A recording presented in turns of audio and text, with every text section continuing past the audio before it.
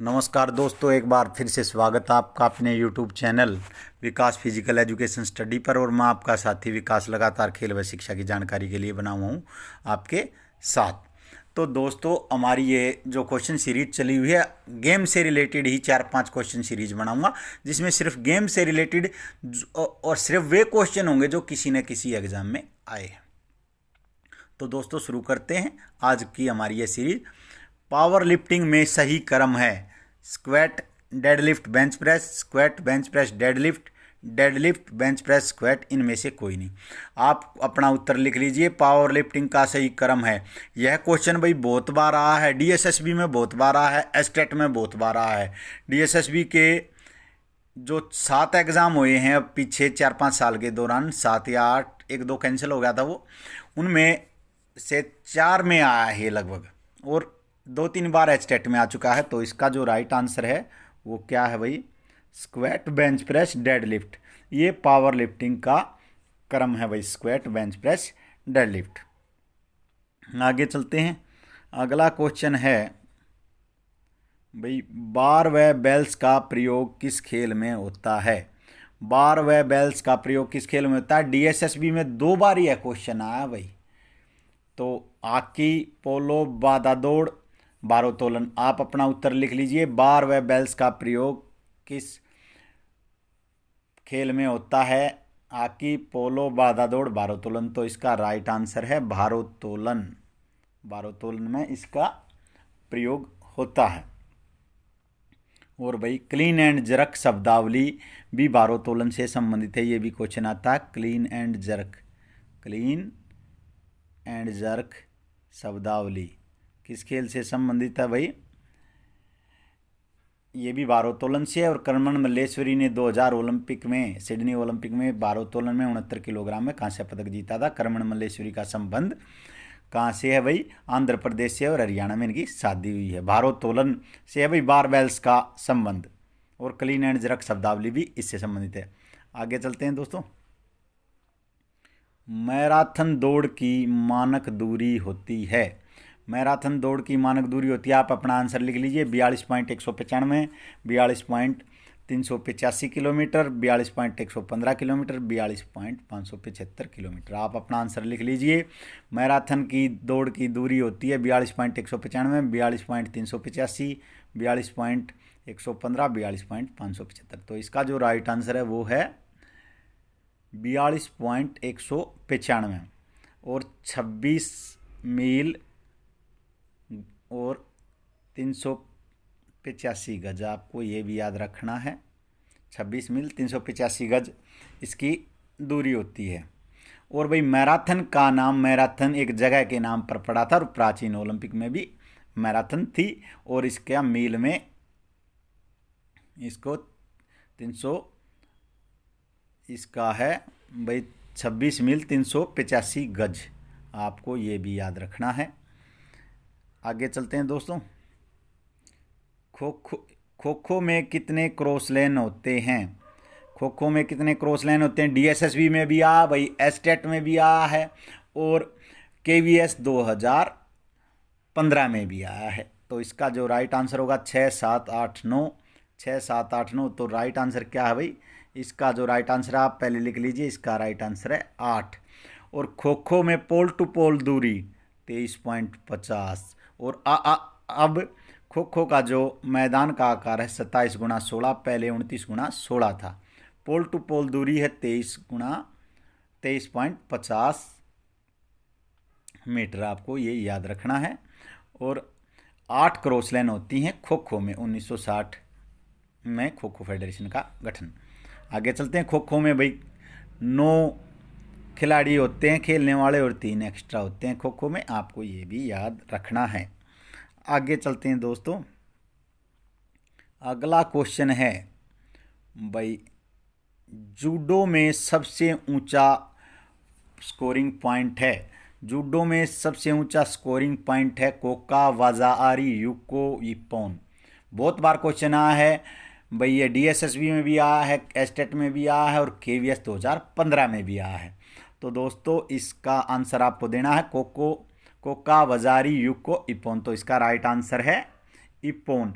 इप्पोन जैसे फाल होता है भाई कुश्ती में, वैसे ही जूडो में इप्पोन होता है, जैसे कुश्ती में फाल होता है। यानी कि सबसे बड़ा कुश्ती का स्कोर फाल होता है, फाल होते ही कुश्ती खत्म है, इप्पोन होते भी जूडो का मैच खत्म है। जूडो के खिलाड़ी को जूडोका कहा जाता है। जूडो की पोशाक जूडोगी। जूडो के होल को सियाजो। डॉक्टर जिगारो कानो जूडो के जनक थे। और जूडो फेडरेशन, अंतर्राष्ट्रीय फेडरेशन 1951 और भारतीय जूडो फेडरेशन 1965। और जो एक कल बता था क्वेश्चन भाई, जो कंधे की डिसलोकेशन है वो किस खेल से संबंधित है? जूडो से ही संबंधित है, आपको ये भी याद रखना है। और गरिमा चौधरी का संबंध भी जूडो से है, और शक्ति सिंह और गरिमा चौधरी, ये क्वेश्चन भी आए हैं। आगे चलते हैं दोस्तों। फुटबॉल में पेनल्टी किक लेने के स्थान गोल रेखा से कितनी दूर होता है? फुटबॉल भाई, फुटबॉल में पेनल्टी किक लेने का स्थान गोल रेखा से कितनी दूर होता है, आपको ये बताना है। तो भाई इसमें क्या है भाई, 12 गज, 8 गज, 10 गज, 16 गज। आप अपना आंसर लिख लीजिए, 12 गज, 8 गज, 16 गज, 10 गज। तो इसका जो राइट आंसर है वो है 12 गज। वो 1904 में भाई फीफा की स्थापना, फुटबॉल अंतर्राष्ट्रीय फुटबॉल फेडरेशन की, और भारतीय फेडरेशन की स्थापना 1937 में। फुटबॉल विश्व का सबसे लोकप्रिय खेल है। फुटबॉल में खिलाड़ियों की संख्या 11 + 7, 7 एक्स्ट्रा। और भाई फुटबॉल में 12 गज से पेनल्टी ली जाती है। और थ्रो इन का संबंध भी फुटबॉल से, और रूड गुली और बनाना किक, सीजर किक, ये शब्दावलियाँ फुटबॉल से हैं। यूरो कप का संबंध भी फुटबॉल से है। मेन आपको बता देता हूँ। आगे चलते हैं दोस्तों। डेकाथलॉन, डेकाथलॉन में अंतिम स्पर्धा होती है। डेकाथलॉन भाई किसके लिए होती है? आपको ये भी याद रखना, डेकाथलॉन होती है भाई पुरुषों के लिए। 2 दिन की स्पर्धा है पुरुषों के लिए, आपको ये भी याद रखना। डेकाथलॉन में अंतिम स्पर्धा बहुत बार डीएसएसबी में भी आया भाई, केवीएस में आया, एस्टेट में आया। बहुत पिटा हुआ प्रश्न है। भाला फेंक 110 मीटर, 800 मीटर और भाई 1500 मीटर। जो राइट आंसर है वो है इसका 1500 मीटर डेकाथलॉन में।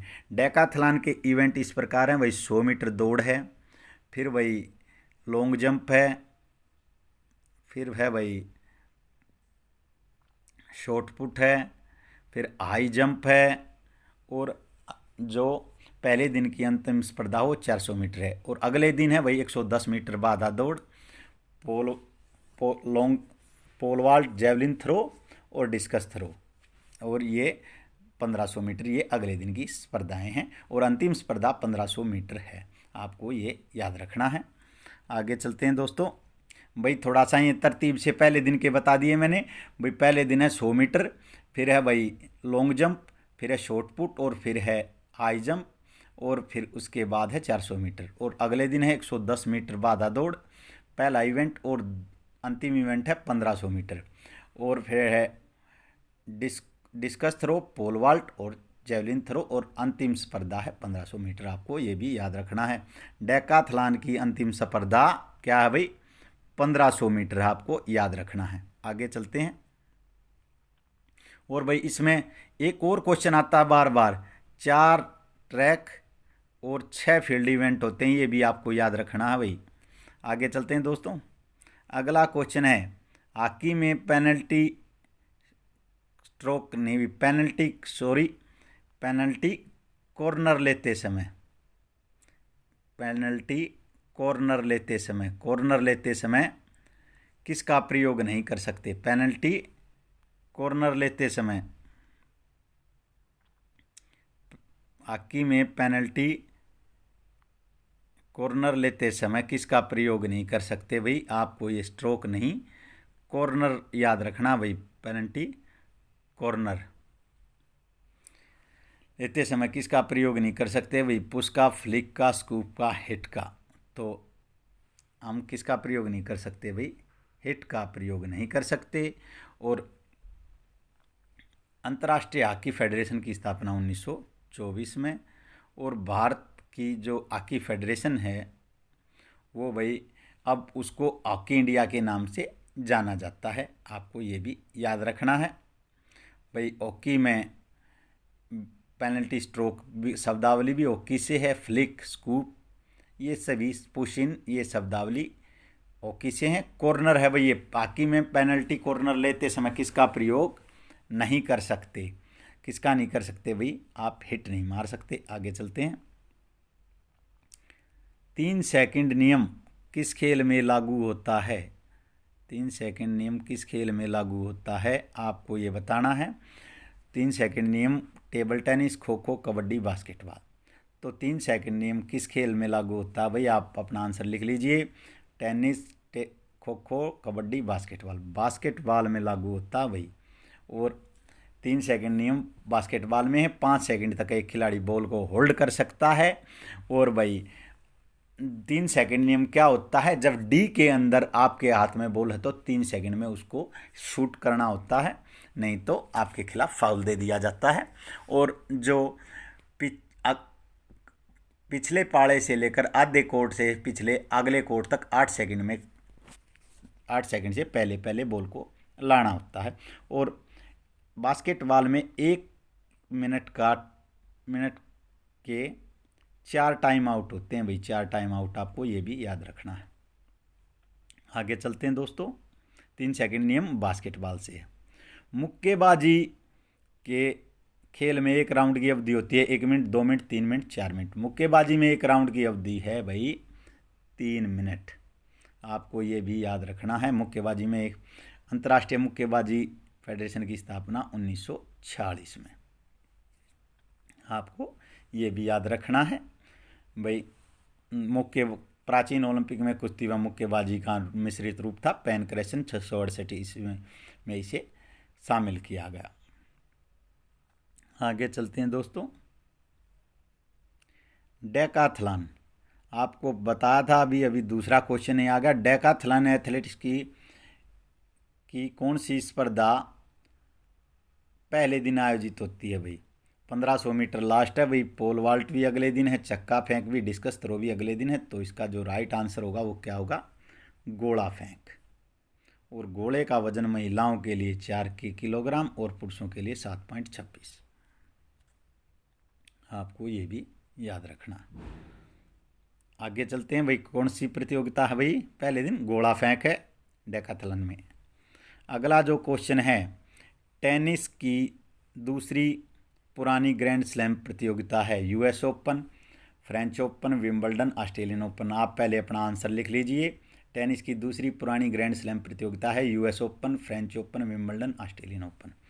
तो इसका जो राइट आंसर है वो क्या है? यूएस ओपन है 1881 भाई। विंबलडन 1877, ऑस्ट्रेलियन ओपन 1905 और भाई फ्रेंच ओपन है वो 1891। आपको ये याद रखना है 1891 भाई फ्रेंच ओपन है 1891 में, आपको ये भी याद रखना भाई।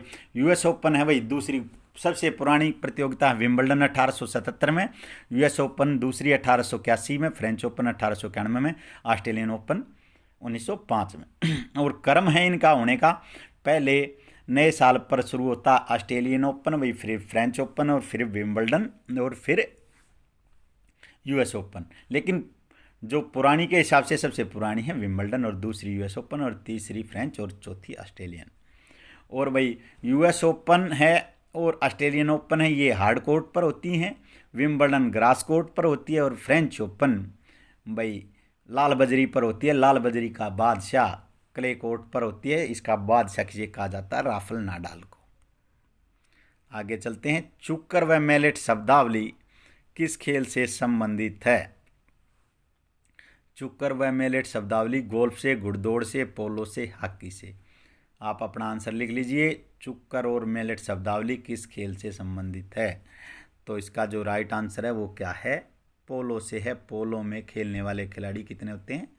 4 होते हैं। घोड़ों पर बैठकर खेला जाता है। पहले इसे चौगान कहा जाता था, चौगान। इसका उदय भारत में भी मानते हैं और फारस में माना जाता है भाई। पोलो का 1892 में इंडियन पोलो क्लब की स्थापना हुई।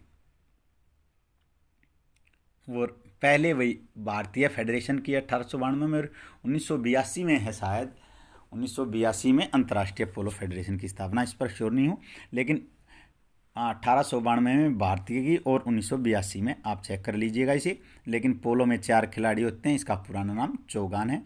फारस से इसका उदय माना जाता है और भारत में भी कुछ लोग इसका उदय मानते हैं। आगे चलते हैं दोस्तों।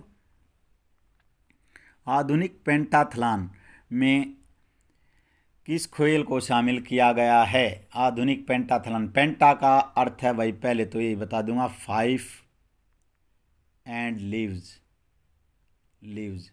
5 और पत्तियां, 5 और पत्तियां, पेंटाथलॉन का क्या है? 5 और पत्तियां, जो शाब्दिक अर्थ है। तो भाई किस खेल को शामिल किया गया है? बॉक्सिंग, बैडमिंटन, साइकिलिंग, तैराकी। तो इसका राइट आंसर है तैराकी। भाई इसमें क्या क्या होता है? घोड़ा कूद है, बंदूक से निशानेबाजी है, भाई बंदूक से निशानेबाजी है, घोड़ा कूद है, तैराकी है, भाई तलवारबाजी है, और क्रॉस कंट्री दौड़ है। ये 5 इवेंट पेंटाथलॉन के हैं। आगे चलते हैं दोस्तों। अगला है भाई, लेडी रतन टाटा ट्रॉफी किस खेल से संबंधित है?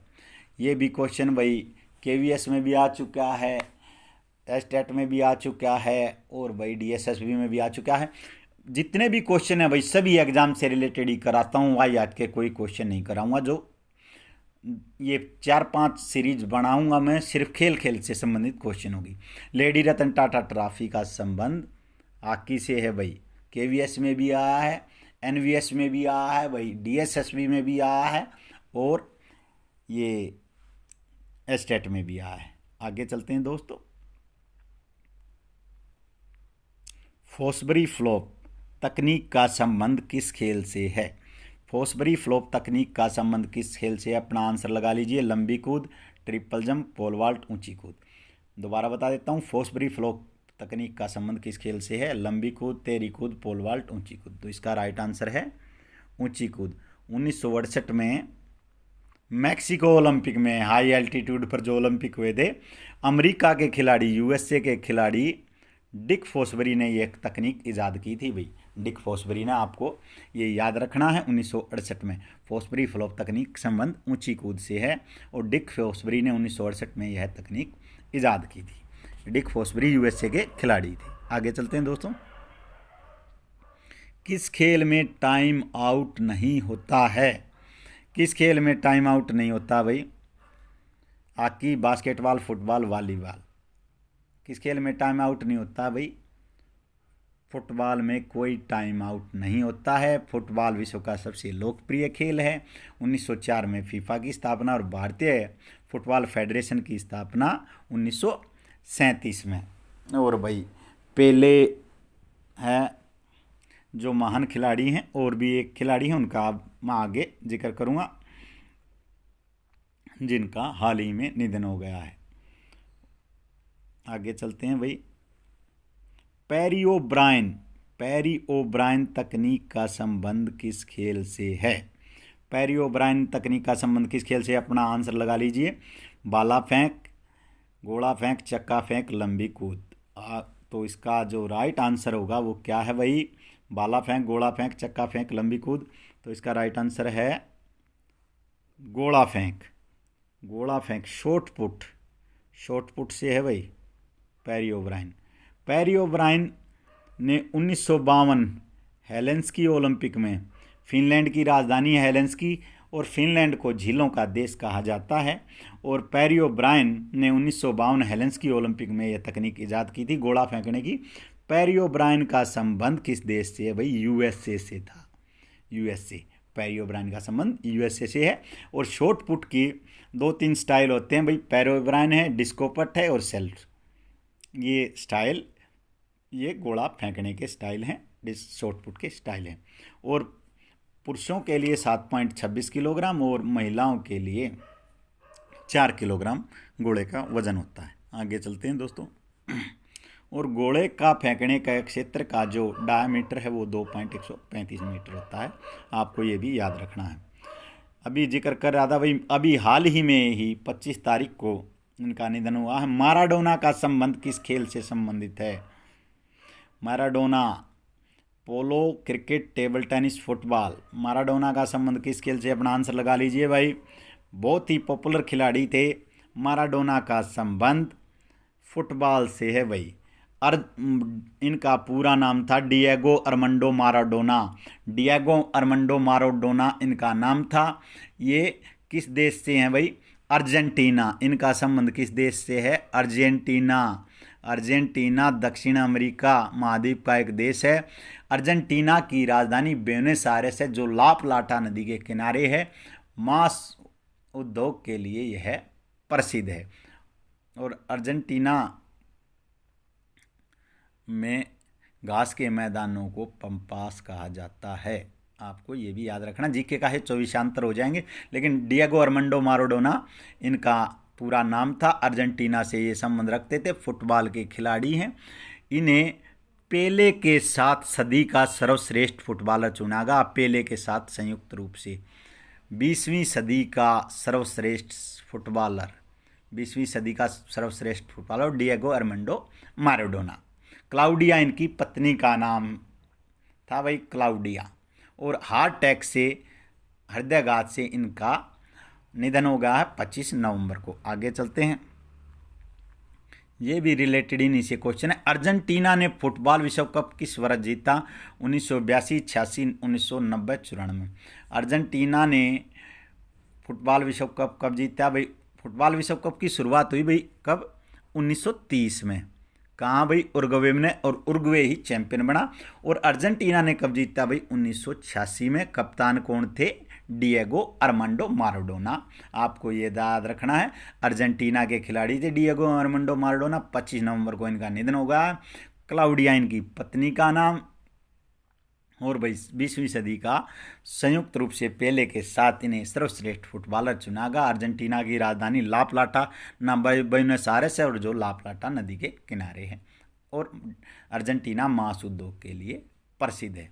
तो दोस्तों, हमारी यह सीरीज यहीं समाप्त होती है। हमारे चैनल को सब्सक्राइब कर दीजिए और बेल आइकन को दबा दीजिए, ताकि आपको आने वाली वीडियो मिलती रहें।